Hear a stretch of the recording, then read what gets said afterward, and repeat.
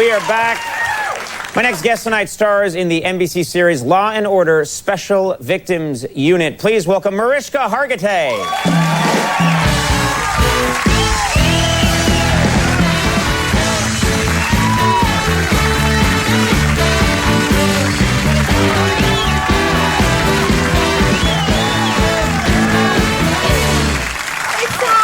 Warmed up here, I see. Oh, yeah. I bet Matt Dillon got you all hot and bothered, didn't he?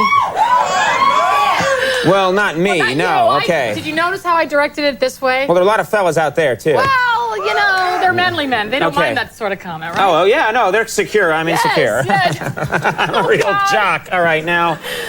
Okay. Enough about me. Let's talk about you. Yeah. You look fantastic, by the way. Thank you. You know, it's funny because you're such a feminine... Huh?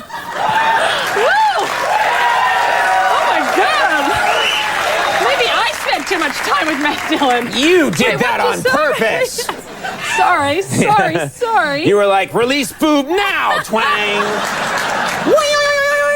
Back boob, back. Yes, master. They are so... Well, they're so what? Well, they've got a mind of their own. They just like to roam sometimes.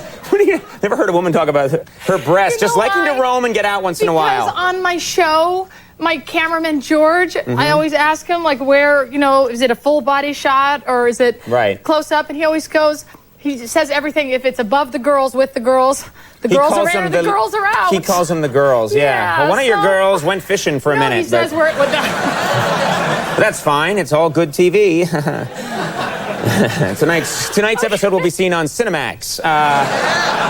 It's a very special episode of Late Night. Talk too much about the girls. I don't have a problem with it. You know, this brings up a good point, though, because you're an extremely feminine, sexy woman, yet on your show you play a tough, hard character. I'm out there busting perps, Conan. Yeah, perps. Yeah. What the hell's a perp? Oh, right, perpetrator, okay. I didn't know what that meant. I thought that was slang for, you know, poppin' bennies. Now, listen, I don't know what you crazy people are up to, but I'm just curious, do people ever, like, get confused in person because you play such a tough character on TV, but in person you're so feminine? And... No one recognizes me. I get this across the board. In real life, people are all constantly telling me, I look familiar, I look like that girl, do you know who you look like? A week ago, I'm walking down, I think it was 7th Avenue. I'm with my boyfriend. He's got his arm, you know, right here in that good place that girls like, a little above the hip. Right. And, is that where they like it? Yeah. Right, ladies? Because I walk around with my hand on top of my wife's head like that. That's my second favorite. And I steer her. We go right now. We go left. She's like, it's just weird. It's not good. I don't know. It's not a good thing. Yes, the ladies like it. The ladies are like, no, she doesn't like it at all. But anyway. No, but nobody recognizes me. And all of a sudden this guy yells and he goes, oh my God. And I go, what? And I thought somebody had been hurt. Right. And I turn around and he goes, damn, I thought you was a lesbian. Really? Because of your character on... Yes, everyone thinks that. And people think I'm a lesbian because of the character I play on this show. I got that. Now... But, yeah, people are constantly saying the funniest things, and people are constantly telling me I look like that girl on SVU, but I'm much thinner because she's big and robust. They don't say that to you, do they? Oh, yes, they do. You're not big and robust. I'm telling you, I sat next to these two women. They were from the Midwest, and they're staring at me, and I'm like, hi, can I help you? And they said, you know who you look like? And I said, oh, I think. And they go, you look like that girl, that detective gal on Special Vixens Unit. Right. And I said, thank you. I like Special Vixens Unit. And I said, thank you so much. And then they were like, oh, but don't be offended. You're much thinner and prettier. Literally, I get this all the time. And I went, don't really? like that. Tears. Yeah. The tears of a clown. And then she's like, I'm kidding. I knew it was you. Now, I know that you, of course, lived in Los Angeles for a long time. I used to live in Los Angeles, and I found out recently that there was a bookstore right around the corner from where I work called Book Soup. And I worked there. And you worked there. I probably even saw you. Did you like working in that bookstore? I had the greatest time working there. I worked there while I was a struggling actor trying to get jobs. I got fired probably every 20 minutes. Right. Because I'd leave for auditions, and then he'd say, that's it, Mariska, if you leave, that's it, you're not getting your job back. And then your boob would come out and go, please, I want to come back. All right, you can come back. Thanks a lot. Back in. So I worked there as a cashier in the window, which I loved. And, you know, they needed like a cute girl to work in the window. Yeah. And I had the best time. And I would just show back up for work Monday morning, like 8 a.m. I was there. And finally he'd just be like, whatever. Yeah. And one night, it was my favorite night at Book Soup. I was so tired, and you had to work till 12, and they never let you leave early because it was right there on the Sunset Strip. And I'm sitting there in the window, and I was kind of sad. And all of a sudden, I just see this man walking down the street. And he's got kind of a swagger to his walk. Let's just call it a little music, if you will. Right. To his walk. And he sort of catches my eye because it's all glass, the window. And I look, and then I look away, you know, counting my money. Right. And then all of a sudden he looks at me again, and he like comes up to the window and he goes, and I just stop and I pretend I didn't see him. And then he comes in, he walks down the street, he comes back, comes to the door, and he goes, excuse me. And I go, hi, can I help you? He goes, would you give up the booty? And I said, would you give up the booty? Yes, I said, I'm sorry. He goes, would you give it up? And then he kept asking me that, and now I'm crying. And then he knew he was funny. And so then, like, the managers are coming out going, Mariska, are you okay? What's going on? And he's like, would you give it up? Would you give it up? And then he just walked around the whole store yelling at me. I admire any man who will just ask random women, will you give up the booty? To me, that takes a kind of courage. That's why I did. Well, oh my God, no. Oh, yeah, because I thought if he was going to ask, I didn't want to hurt his feelings. See, guys, that's all you got to do. It's called asking. Go after things in life. Just ask. Now, I remember I saw a movie. This came out years ago, and it was a movie about your mom, about your mom's life, Jane Mansfield. And in the movie, your dad is played by Arnold Schwarzenegger. Yes. And that was actually one of the first... I remember that was like one of the first times Arnold Schwarzenegger was starting to get famous, but that was like one of the first like roles where he was, you know, acting. And I like to take responsibility for his career. Right, you got him started. Like when that film was being made, I'm sure you were part of the process. Did you get to meet Arnold Schwarzenegger? I did. It was very, very exciting. I think I was 13 years old and couldn't have been more awkward. I remember the night, you know, my parents told me he was coming over for dinner, and he had just Pumping Iron?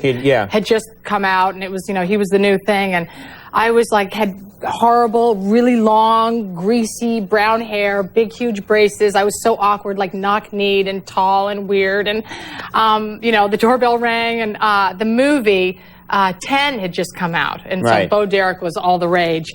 And anyway, I was nervous, and they're like, Mariska, do you want to get the door? So I said, yeah. Go to the door, open the door.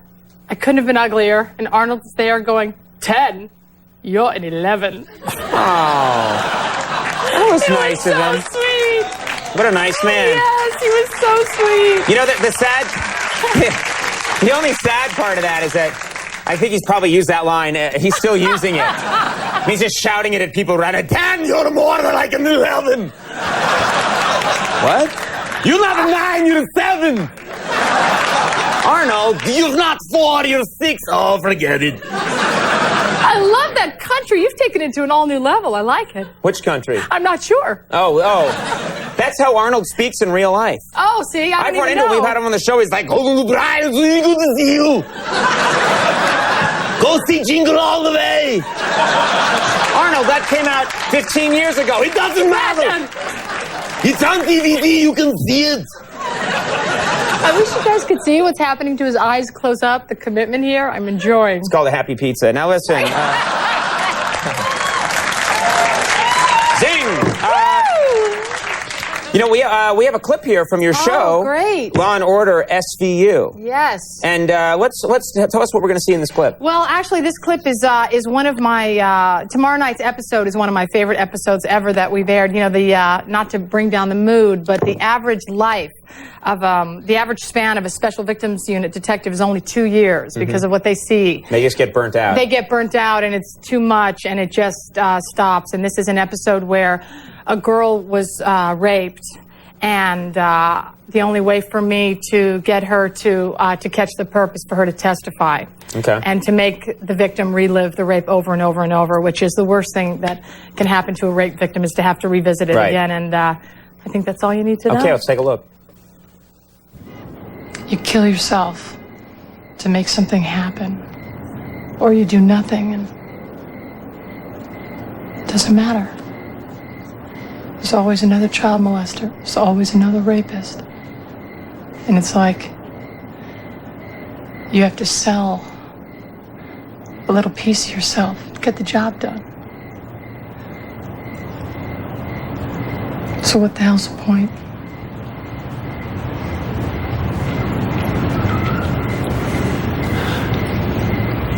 I don't know. Maybe there isn't a point. Wow. Not a pleasant subject, but it's a great show. Thank you. Law & Order Special Victims Unit airs Friday nights at 10 on NBC. Mariska, thanks so much for being here. Great to have you. Mariska Hargitay, everybody. We'll take a break when we come back. The White Stripes. Come on. That was great.